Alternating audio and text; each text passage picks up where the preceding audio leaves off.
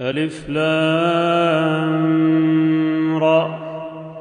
تلك آيات الكتاب المبين. إنا أنزلناه قرآنا عربيا لعلكم تعقلون. نحن نقص عليك أحسن القصص بما أوحينا إليك هذا القرآن وإن كنت من قبله لمن الغافلين.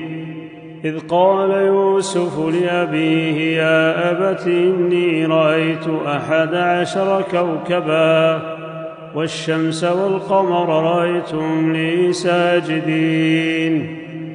قال يا بني لا تقصص رؤياك على إخوتك فيكيدوا لك كيدا إن الشيطان للإنسان عدو مبين.